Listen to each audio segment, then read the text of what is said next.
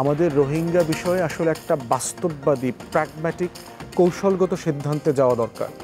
তা না হলে যদি আমরা লম্বা সময় তাদেরকে এখানে রাখি, এটা আমাদের জন্য ভূ রাজনীতির একটা হুমকি তৈরি করবে। তাহলে এই যে 13-14 লক্ষ রোহিঙ্গা আছেন, তাদেরকে কি আসলে পুরোপুরি আমরা বিভিন্ন দেশে পাঠাতে পারবো? সম্ভব কিনা আদৌ? কোনো সরকার নাই, এখানে মাইনরিটিদেরকে সকাল বিকাল যে কোনো জায়গায় হত্যা করা হচ্ছে। উনি নিজে অনেক মাইনরিটির সাথে কথা বলে আমাকে রেফার করছেন, বাংলাদেশের মাইনরিটি বিশেষ করে হিন্দুরা টর্চার্ড হবে, এটা তার রাজনীতির জন্য প্রয়োজন। অপতথ্য বা মিসইনফরমেশন বা ডিসইনফরমেশনের কথা আপনি বলছিলেন, যে ইন্ডিয়ার যে প্রপাগান্ডা সেটা তো আমরা দেখছি। আপনি বলছেন যে এটা খুব একটা কাজ করছে না বা ফেল করেছে, কিন্তু আপনি এটা খেয়াল করেছেন কিনা যে ডক্টর ইউনূস বোধহয় এবার প্রথমবারের মতো অপতথ্যর বিষয়ে যা আশঙ্কা প্রকাশ করেছেন। উনি বলেছেন যে জাতিসংঘ মহাসচিবের কাছে যেটা বলেছেন যে অপতথ্য ছড়ানো থেকে আমাদের রক্ষা করুন, বাকিটা আমরা সামলে নিতে পারবো। মানে অপতথ্য যে ঝামেলা তৈরি করছে, প্রধান উপদেষ্টা নিজেও এটা সে আশঙ্কার কথা বলেছেন। কিন্তু আমরা প্রথম কথা যে এই যে ইন্ডিয়ার যে মানে সেই ম্যাসিভ প্রপাগান্ডা, এর সাথে প্রো আওয়ামী লীগের যে যারা এই যে সোশ্যাল মিডিয়ায় দেশের বাইরে বসে বিভিন্ন রকম বয়ান, মিথ্যা কথা, মানে শেখ হাসিনা এসে গেল, এই এসে দখল করলো, বিভিন্ন তৈরি করছে, এটা আসলে কিভাবে আমরা কিভাবে ফাইট করতে পারি আর জাতিসংঘ এখানে কি ভূমিকা রাখতে পারে? ওটাতে যাওয়ার আগে একটু রোহিঙ্গা নিয়ে কথা বলি। যে পৃথিবীতে যদি উদ্বাস্তু জনগোষ্ঠীর হিস্ট্রি দেখেন, আমাদের নিয়ার পাস্টে ধরেন 80s আফগানিস্তানে যখন গৃহযুদ্ধ শুরু হয়ে গেল 79-এর পর থেকে অনওয়ার্ডস, এরপরে দেখেন যে প্রায় 3.5 মিলিয়নের মতো রেফিউজিস কিন্তু আপনার পাকিস্তানে চলে গেছে, যাদের এখন থার্ড জেনারেশন পাকিস্তানে জন্মগ্রহণ করেছে এবং থাকছে। গত 6 মাসের ভিতরে দেখলাম পাকিস্তান প্রায় 6-7 লক্ষ আফগানিকে আপনার জোর করে ফেরত পাঠিয়েছে। এবং হিস্টোরিক্যালি যদি দেখেন যে রেফিউজি জনগোষ্ঠী কিন্তু আসার পরে তার দেশে ফিরে গেছে, এমন ঘটনা ইজ ভেরি রেয়ার। আমি ইংল্যান্ডে যেহেতু immigration, asylum, international human rights law practice করেছি, বাংলাদেশেরও দেখবেন হাজার হাজার নাগরিক কিন্তু এই গত 16 বছরে অ্যাসাইলাম সিক করেছে ইউরোপ, আমেরিকাতে, বিভিন্ন জায়গাতে। আজকে তো আওয়ামী লীগ নাই, এখন কি ওই মানুষগুলো বাংলাদেশে ফিরে আসবে? তারা কি ব্রিটেনের লাইফ ছেড়ে এখানে চলে আসবে? ফ্রান্সের লাইফ ছেড়ে চলে আসবে? আসবে না। কারণ সবাই যার যার একটা কমফোর্ট জোনে সেটেল হয়ে যায়। মানে জীবনে কতবার আপনি মুভ করবেন, বয়স বেড়ে যায়, তো মানুষের জীবনের সময়টা তো অনেক অল্প। টার্কিশ রিয়েলিটি দেখেন, সিরিয়ার প্রায় ওভার 4 মিলিয়ন রিফিউজিস তারা এই সিভিল ওয়ারের সময় টার্কিতে চলে গেছে। তাদেরকে কি এখন ফেরানো সম্ভব? এখন তো আসাদ নাই, তারা কি ফিরে আসতেছে না।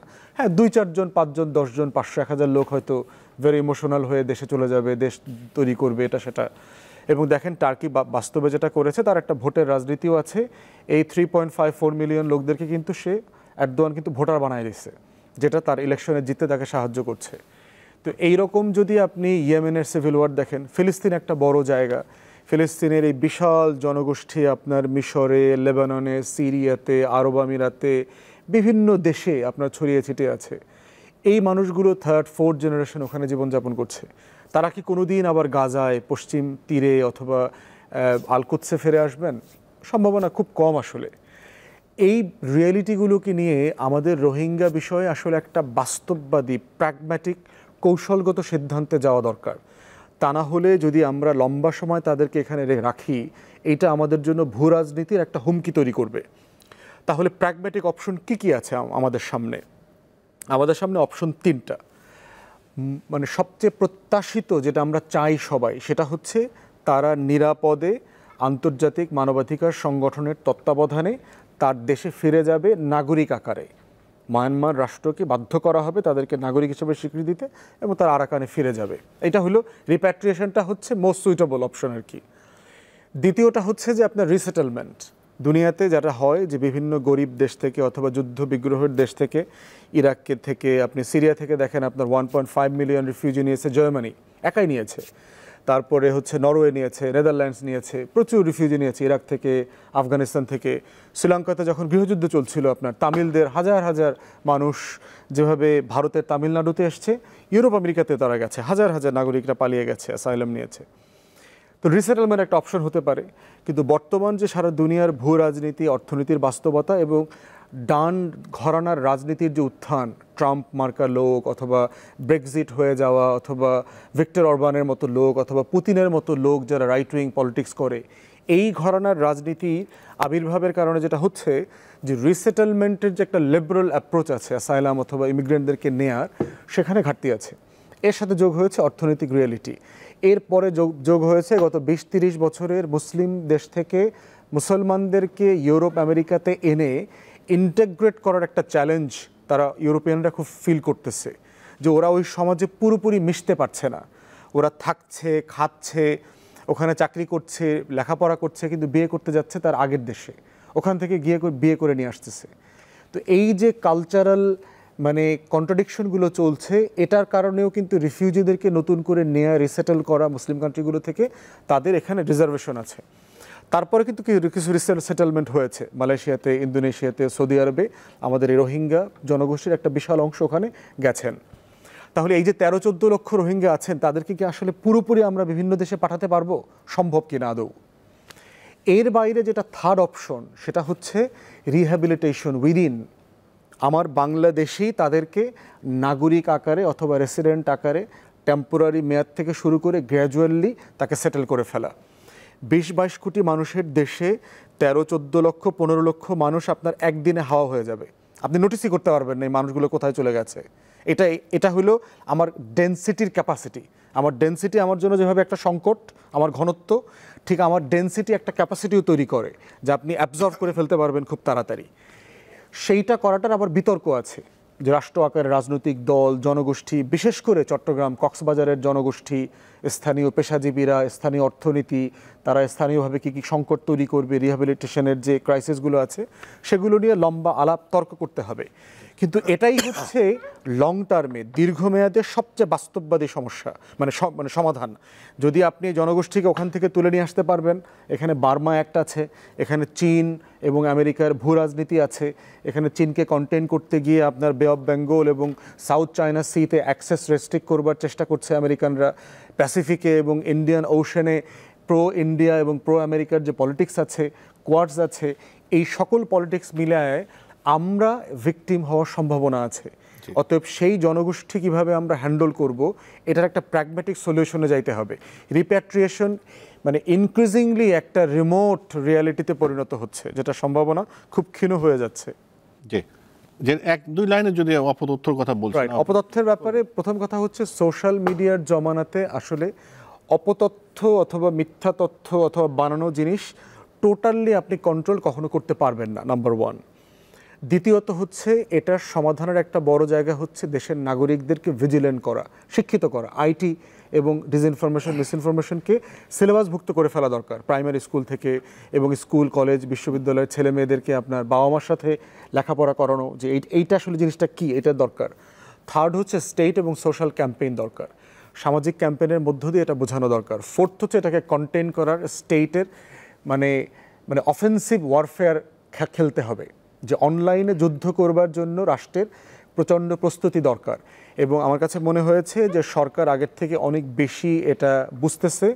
তারা বিভিন্ন ট্রেনিং করা, ইয়াংদেরকে প্রমোট করা এবং বিভিন্ন ইন্টারন্যাশনাল এজেন্সি থেকে, কনসালটেন্টদের থেকে তারা জিনিসটাকে বোঝার চেষ্টা করা, এগুলো তারা করছে। প্রফেসর ইউনূসের পার্টিকুলার যে কমেন্টটা আপনি করেছেন, সেটা হচ্ছে ওটা যেটা আমি আমার বক্তব্যে গতকালকে বলেছি, যে ইন্ডিয়ান যে ডায়াসপোরা আছে, ইন্ডিয়ান যে লবি আছে, তারা ওয়েস্টার্ন প্রত্যেকটা ক্যাপিটালে হাইলি ইনফ্লুয়েন্সিয়াল লবি গ্রুপ তৈরি করে ফেলেছে। প্রথম দিকে দেখবেন যে গুতেরাস থেকে শুরু করে জাতিসংঘের মনোভাব কিন্তু অন্তর্বর্তীকালীন সরকারের প্রতি এত কমফোর্টেবল, এত ফ্রেন্ডলি ছিল না। এটার একটা বড় কারণ হচ্ছে তার টিমে ইন্ডিয়ান বেশ কয়েকজন বাংলাদেশ বিষয়ক অ্যাডভাইজার আছে, এবং যারা খুব ভালো মানুষ না, যাদের অ্যাডভাইস এবং তারা হাইলি লিঙ্কড বাংলাদেশের আওয়ামী ঘরানার লোকদের সাথে তারা কানেক্টেড, তাদের সাথে পার্সোনাল রিলেশনশিপ, বোঝাপড়ার সম্পর্ক আছে, লেনদেনের সম্পর্ক আছে। তো সেই জায়গাটাতেই আমার মনে হয় প্রফেসর ইউনূস সেক্রেটারি জেনারেল জাতিসংঘের ওনাকে বোঝানোর চেষ্টা করেছে, আপনি আপনার অংশ থেকে আমাদেরকে হেল্প করেন, বাকিটা আমাদের অংশ থেকে আমরা ডিল করব। যে অপতথ্য নিয়ে যদি আপনি বিশেষ করে ইন্ডিয়ান ডায়াসপোরা বা তাদের যে ভূমিকা, আমি তার আগে একটু গ্লোবাল পার্সপেক্টিভ যদি দেখি, আমরা এমন একটা পৃথিবীতে ঢুকে গেছি, পোস্ট ট্রুথ ওয়ার্ল্ড বলে না, এখন সত্য মিথ্যার ব্যারিয়ারটাই ভেঙে গেছে, কোনটা সত্য কোনটা মিথ্যা। প্রথম কথা হচ্ছে ফ্যাক্টের অবজেক্টিভ, ট্রুথ অবজেক্টিভ এটা বলা হয় সবসময়, কোনটা আসলে সত্য এটা বলা কঠিন। আপনি আমাকে এখন সত্য বের করা তো অনেক বড় ইনভেস্টমেন্ট না করলে সত্য বের করা যায় না। সত্য আসলে হয়তো কোনোদিনও হবে না, কিন্তু ফ্যাক্টস বের করা যায়। ফ্যাক্টস, কিন্তু ফ্যাক্টসও এখন আসলে পোস্ট ট্রুথ ওয়ার্ল্ডে এমন হয়ে গেল, এবং বিশেষ করে আমরা যখন ডিপ ফেকের যুগে প্রবেশ করেছি, আমাদের ভয়েস, আমাদের আপনি একটা ছবি দিয়ে মোবাইল অ্যাপে কাজ চালানোর মতো ভিডিও, কোনো একটা ভিডিওতে কেউ একজন আছে, আপনার একটা স্টিল ছবি দিয়ে ওই ভিডিওতে আপনি আছেন দেখিয়ে দেওয়া যায়। সো আমাদের মতো খুবই কম শিক্ষিত একটা সোসাইটিতে এর ইম্প্যাক্ট কী হতে পারে আমরা বুঝি। আচ্ছা, আমরা কম পড়াশোনা করেছি, আমরা এত সচেতন না।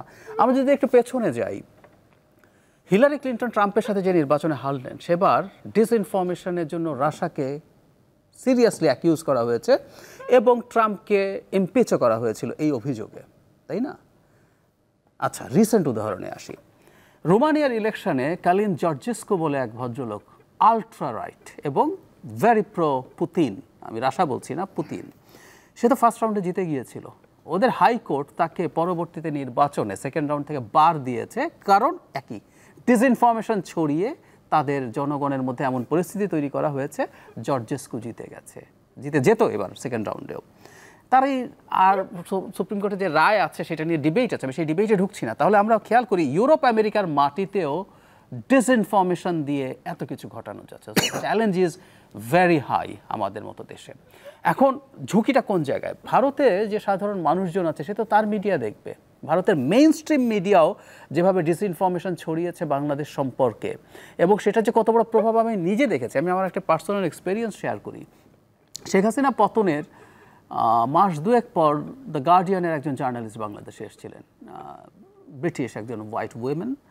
তো আমাকে একজন বলল, আপনার সাথে একটু বসবেন উনি, আপনি বাংলাদেশ সম্পর্কে একটু ওনাকে ব্রিফ করেন, যা যা হয়েছে, কীভাবে আপনার টেকটা আপনি একটু বলেন। So I had a very long meeting with her, প্রায় 1.5-2 ঘন্টা।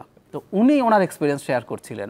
শেখ হাসিনা তাকে ভিসা দেয়নি, উনি অনেক বছর আসতে চাইছিলেন, আসতে পারেনি। আসার আগ পর্যন্ত তিনি বাংলাদেশ সম্পর্কে যা জানলেন থ্রু ইন্ডিয়ান মিডিয়া, ওনার মনে হয়েছে বাংলাদেশে কোনো রকম কোনো গভর্নমেন্ট নাই, পুরোপুরি একটা স্টেটলেসনেস পরিস্থিতি আছে। উনি আসার পর শুধু ঢাকায় না, উনি আরও বেশ কিছু জায়গায় ঘুরে টুরে এসে বলে, আমি তারপর সাহস করে এসেছি, বাংলাদেশে কিছু বন্ধু ছিল তাদের কাছে। কিন্তু ওনার কাছে মেসেজ ছিল বাংলাদেশে শেখ হাসিনা যাওয়ার পর এটা একটা টোটাল অ্যানার্কি, কোনো সরকার নাই, এখানে মাইনরিটিদেরকে সকাল বিকাল যে কোনো জায়গায় হত্যা করা হচ্ছে। উনি নিজে অনেক মাইনরিটির সাথে কথা বলে আমাকে রেফার করছেন যে আমি এই কারণে আমি অনেকের সাথে কথা বললাম, আমি দেখলাম যে খুব মাইল্ড কিছু ইনসিকিউরিটির বোধ থাকবে, মেজরিটির ক্ষেত্রে তাদের মধ্যে এরকম কোনো প্রবলেম। তো তাহলে ডিসইনফরমেশন কতটা এফেক্টিভ আমি দূরে সরিয়ে রাখি। ভারতেরও যে সাধারণ নাগরিকরা আছেন তাদের সাথে তো আমরা যোগাযোগ চাই। আমরা এতদিন কি বলেছি, আমাদের জনগণের সাথে জনগণের সম্পর্ক হবে, জনগণ পরস্পর করবে। সো ওদের জনগণেরও তো একটা হেট্রেড তৈরি হওয়ার প্রবাবিলিটি আমাদের প্রতি আছে। এবং আমাদের সবচেয়ে বড় যে ঝুঁকি, ভারতে যেহেতু একটা হিন্দুত্ববাদী রাজনৈতিক দল ক্ষমতায় আছে, ওর রাজনীতির জন্য বাংলাদেশের মাইনরিটি বিশেষ করে হিন্দুরা টর্চার্ড হবে, এটা তার রাজনীতির জন্য প্রয়োজন। সুতরাং হোক না হোক ও ওই ন্যারেটিভ তৈরি করবে। এখন আমি আসলে জাতিসংঘ বা আর কে কত ফ্যাক্ট চেক কে কী করবে আমি না আসলে খুব আশাবাদী নই, কারণ এই জিনিসগুলো এত ওয়াইড স্কেলে হয়। আমার কাছে মনে হয় তারা তাদের কাজ করুক। আমি সবসময় একটা কথা বলেছি যে আমরা আমাদের জায়গা থেকে আমাদের ন্যারেটিভটা নিয়ে যাওয়া। আমি ফুয়াদ ভাইয়ের সাথে এইটা নিয়ে আলাপ করেছি, যেমন ধরুন আমরা ব্যক্তিগত পর্যায়ে আলাপ করেছি, এটা আমি একটু অন রেকর্ডই বলি। চিন্ময় ইস্যুর পর যখন অনেক ঘটনা ঘটছে, কেউ যদি বাংলাদেশে কি ঘটছে শুনতে চায়, এখন কিন্তু পড়ার যুগ না। আপনার সাথে আজকে শুরুর আগে এই আলাপটা হচ্ছিল, বাংলাদেশে কিছু ইংরেজি নিউজ আউটলেট আছে, তারপর আপনি সার্চ দেন কয়টা বাংলাদেশি আসে আর কয়টা ইন্ডিয়ান আসে। আর যদি আপনি কিছু শুনতে চান, আপনার ইন্ডিয়ান আউটলেট ছাড়া কোনো গতি নেই। আসলে আমরা এতটাই ইনকেপেবল, আমি কথাটা বলতে দ্বিধা করছি না। ভারতের সাথে আমরা নো ম্যাচ, ফুল স্টপ। ওর সাথে ফাইট করব আমরা।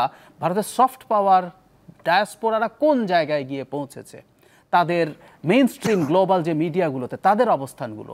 সো এখন আমরা ফাইটটা অ্যাটলিস্ট শুরু করার চেষ্টা করতে পারি। আমাদের দেশ থেকে আমরা আমাদের ইংরেজিতে বলা লেখা এগুলো চালানো উইথ ডকুমেন্টস, এবং তাদের যে ইনফরমেশন আছে, তাদের যে ন্যারেটিভ আছে সেটাকে ডিবাঙ্ক করার মাধ্যমে ভারতীয় জনগণের সাথে আমাদের আসা যাওয়া, আমাদের ওখানে যাওয়া দরকার, আসা দরকার। তারা এভাবেই আসলে এই জিনিসগুলো করা যেতে পারে, এবং এটা খুবই পেইনস্টেকিং কাজ, এবং ফাইটটা আনবিলিভেবল। ভারতের মতো একটা দেশের সরকার, ধরেন বিজেপি ক্ষমতায় নেই, কিন্তু বিজেপি তো একটা মারাত্মক সামাজিক শক্তি আরএসএস এর সূত্রে। সো ওর সাথে ফাইট কিন্তু আমাদের, এবং এটা বহু বছর। বিজেপি হতেই পারে আগামী নির্বাচনে ক্ষমতায় থাকবে না, কিন্তু 100 বছর হচ্ছে আরএসএস এর এই বছর, সেই সংগঠনটা থেকে যাবে। তারা সোসাইটিতে যেভাবে স্প্রেড করেছে, এটা ভবিষ্যতে এই ফাইটটা আমাদের করে যেতে হবে। It's a very tough fight.